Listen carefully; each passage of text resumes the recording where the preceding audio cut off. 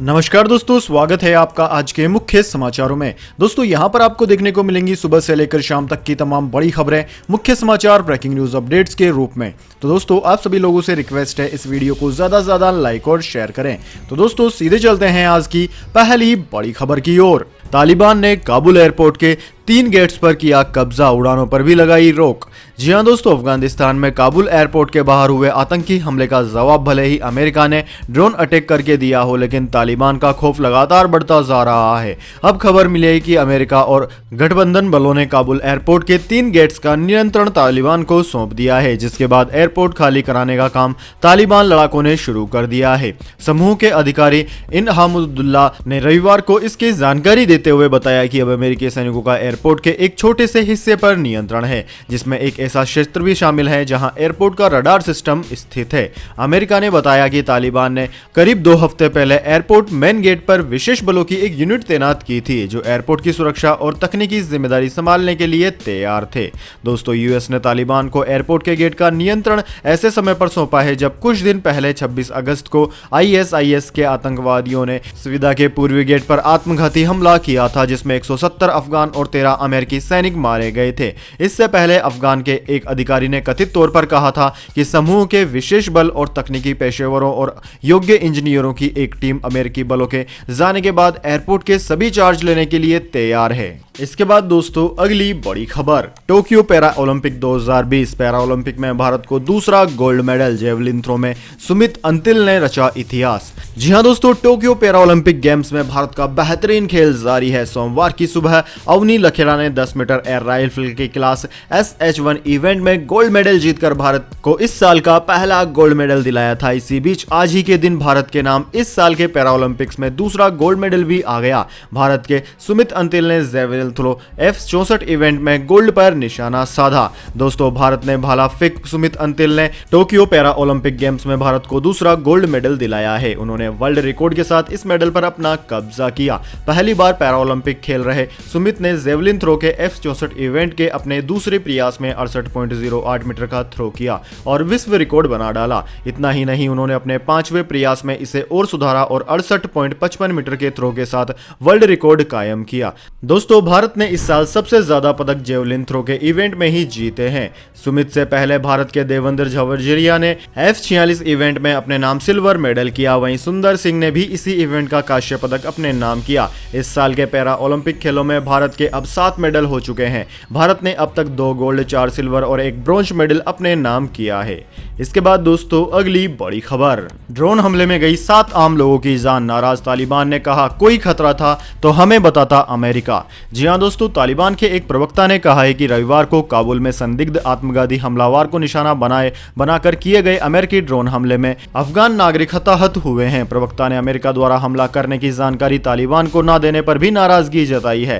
तालिबान के प्रवक्ता ज़बीउल्लाह मुजाहिद ने सोमवार को चीन के सरकारी टेलीविजन CGTN से कहा कि अमेरिकी ड्रोन हमले में 7 लोग मारे गए। साथ ही उन्होंने अमेरिकी कार्रवाई को विदेशी धरती पर गैर कानूनी बताया। मुजाहिद ने एक जवाब में कहा कि अगर अफगानिस्तान में कोई खतरा था तो मनमाना हमला करने के बजाय हमें इसकी सूचना दी जानी चाहिए थी। इससे पहले तालिबान के प्रवक्ता ने कहा था कि अमेरिकी सेना के हवाई हमले में एक गाड़ी में बैठे आत्मघाती हमलावर को निशाना बनाया गया है, जो अमेरिका के देश से जाने के बीच हवाई अड्डे पर हमला करने की फिराक में था। प्रवक्ता ने पत्रकारों को भेजे एक संदेश में कहा था कि यह हमला रविवार को हुआ। अमेरिकी सैन्य अधिकारियों से टिप्पणी के लिए तत्काल संपर्क नहीं हो सका। पुलिस ने कहा है कि काबुल के अंतर्राष्ट्रीय हवाई अड्डे के उत्तर पश्चिम में स्थित एक इलाके में रविवार को एक रॉकेट आकर गिरा, जिसमें एक बच्चे की मौत हो गई। इसके बाद दोस्तों अगली बड़ी खबर, अफगानिस्तान में अब अफीम की खेती पर लगेगा बैन। तालिबान ने जारी कर दिया फरमान।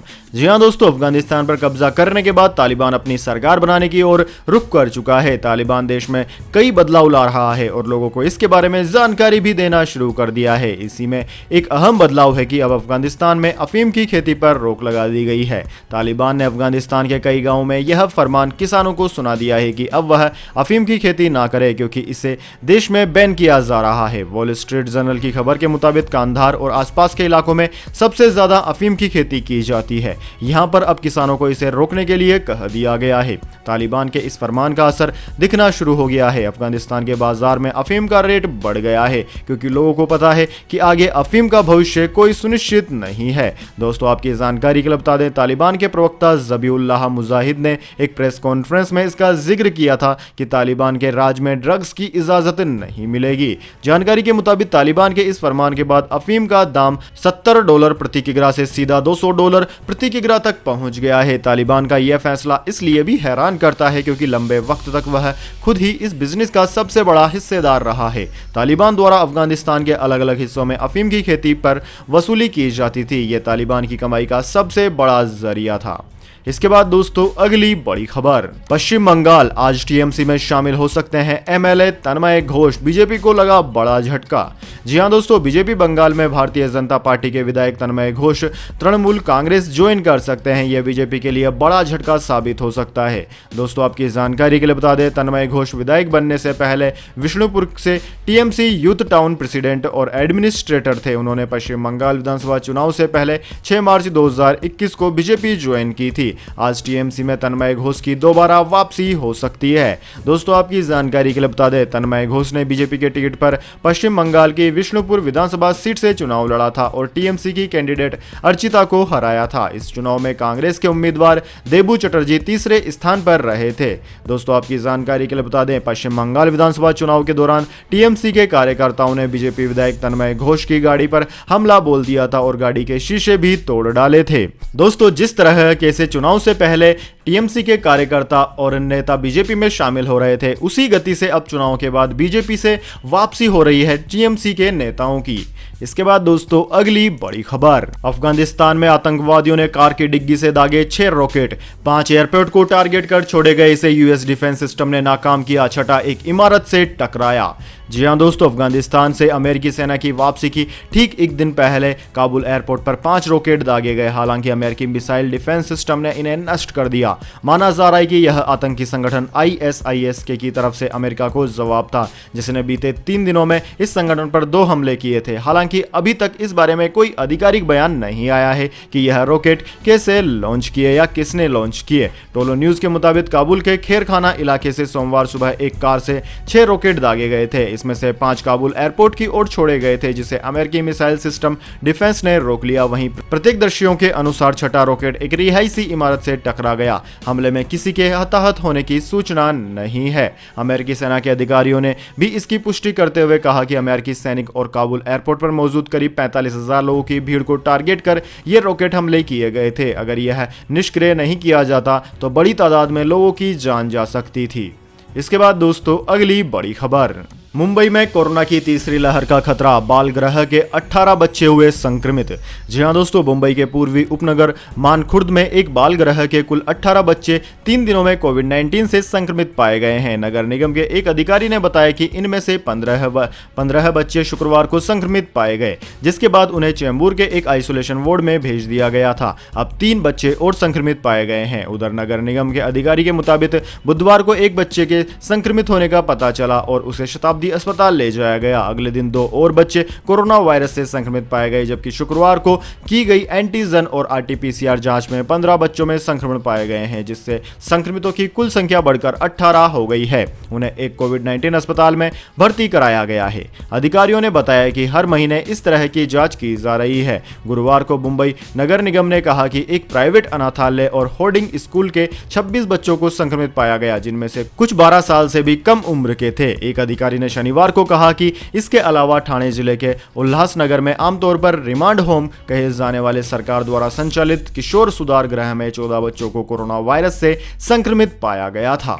इसके बाद दोस्तों, अगली बड़ी खबर, इंडिया वर्सेस इंग्लैंड चौथा टेस्ट मैच। इंग्लैंड की टीम में क्रिस वोक्स की हुई वापसी भारत के लिए बन सकते हैं चुनौती। जी हां दोस्तों, भारत और इंग्लैंड के खिलाफ चौथा टेस्ट मैच 2 सितंबर से ओवल में खेला जाएगा। चौथे टेस्ट मैच के लिए इंग्लैंड की टीम में ऑलराउंडर क्रिस वोक्स की टीम में वापसी हुई है। इसके अलावा जोस बटलर को टीम से बाहर कर दिया गया है। इंग्लैंड के कोच क्रिस सिल्वरवुड ने कहा कि वोक्स गेंदबाजी और बल्लेबाजी दोनों में टीम को मजबूत बनाएंगे। तीसरे टेस्ट मैच में भारतीय टीम को करारी शिकस्त झेलनी पड़ी थी, जिसके बाद टीम में बदलाव की संभावना जताई जा रही है। दोस्तों पिछले मैच में भारतीय बल्लेबाज और गेंदबाज दोनों फ्लॉप रहे, जिनकी वजह से इंग्लैंड ने मैच जीतकर सीरीज में 1-1 की बराबरी कर ली। इंग्लैंड के कोच क्रिस सिल्वरवुड ने कहा कि वोक्स की वापसी से टीम को अगले टेस्ट में और मदद मिलेगी। मध्यम क्रम में उनके बल्ले और गेंद की क्षमताओं को हम मिस कर रहे थे, हम उनको ओवल में देखने के लिए उत्साहित हैं। सिल्वरवुड ने आगे कहा कि मार्क वुड अपने कंधे की चोट से उबर रहे हैं। उन्होंने हेडिंग्ले में गेंदबाजी कोच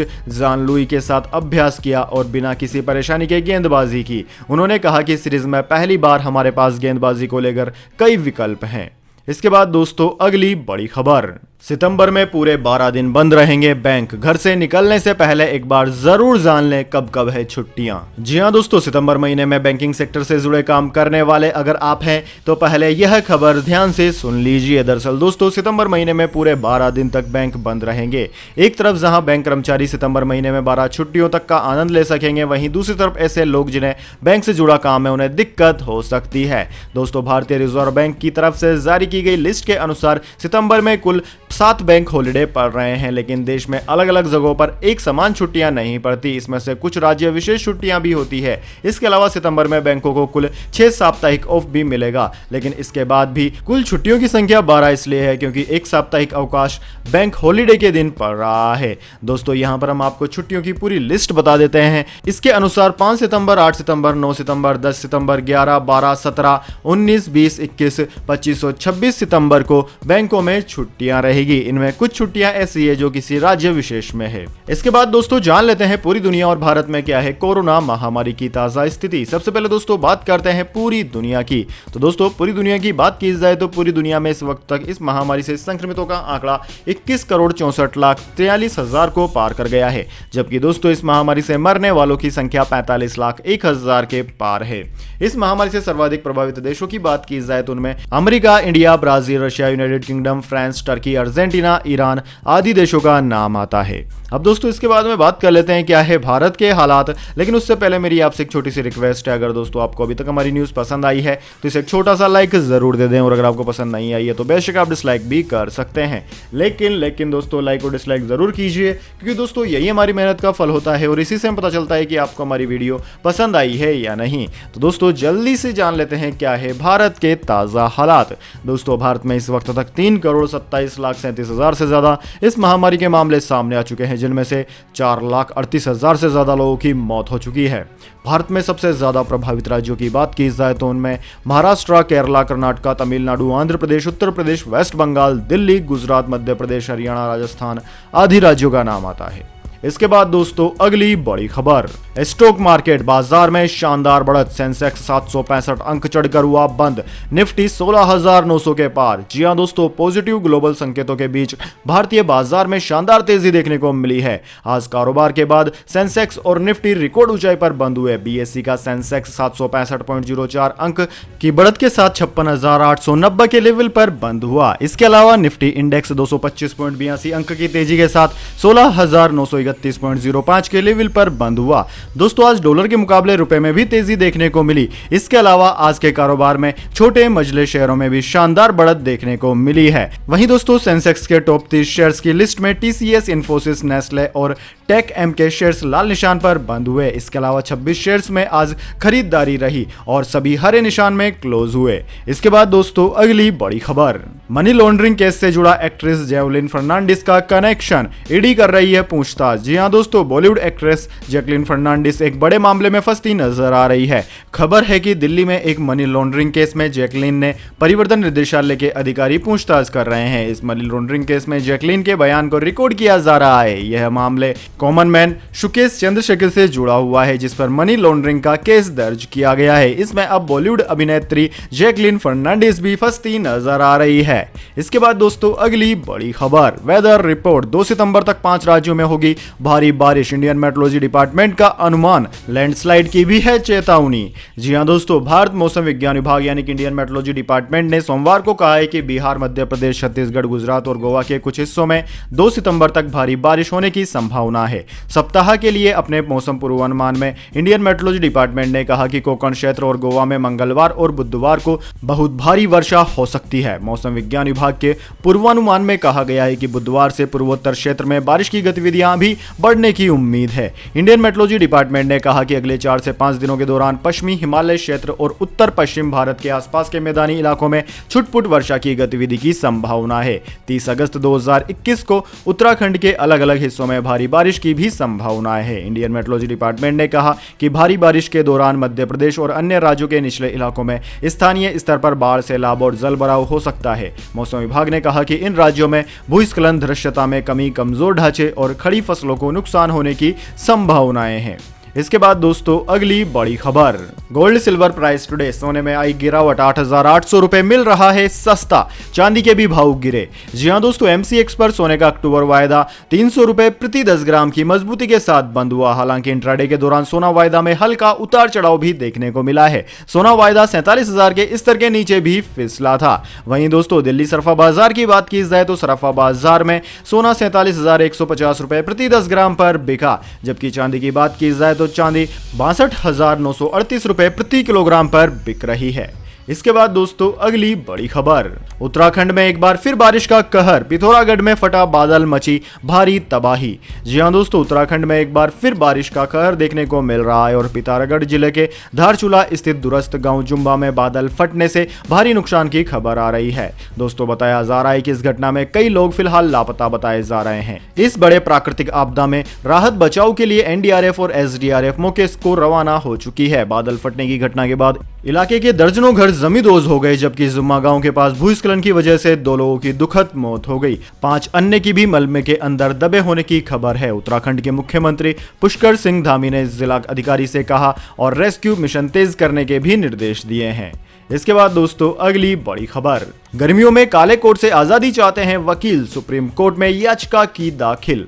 जी हां दोस्तों, सुप्रीम कोर्ट में एक याचिका दायर कर न्यायालय और देश भर के उच्च न्यायालयों में वकीलों को गर्मियों के दौरान काला कोट और गाउन पहनने से छूट देने की मांग की गई है। इस याचिका में स्टेट बार काउंसिल को यह निर्देश देने का अनुरोध किया गया है कि वे अपने नियमों में संशोधन करें और एक टाइम पीरियड निर्धारित करें जब वकीलों को काला कोट और गाउन पहनने से छूट मिलेगी। इस याचिका के अनुसार जिस राज्य में जब गर्मी पड़ती है उस समय उस राज्य के वकीलों को कोट पहनने से छूट दी जाए। यह याचिका वकील शैलेंद्र मणि त्रिपाठी ने दायर की है। इस याचिका में कहा गया है कि भीषण गर्मी में कोट पहनकर एक अदालत से दूसरी अदालत जाना वकीलों के लिए काफी मुश्किल भरा होता है। मौजूदा वक्त में अधिवक्ता अधिनियम 1961 के तहत बार काउंसिल ऑफ इंडिया के नियमों के तहत निर्धारित वकीलों के ड्रेस कोड के अनुसार अधिवक्ता के लिए सफेद शर्ट, काला कोट और सफेद नेक बैंड लगाना अनिवार्य है। नियमों के तहत हाई कोर्ट या सुप्रीम कोर्ट में पेश होने के दौरान यह पहनना जरूरी होता है। तो दोस्तों यह थी आज की तमाम बड़ी खबरें। इसके बाद दोस्तों बारी आती है आज के माइंड क्विज क्वेश्चन की। जी हां दोस्तों, एक आसान से सवाल का जवाब देकर आप जीत सकते हैं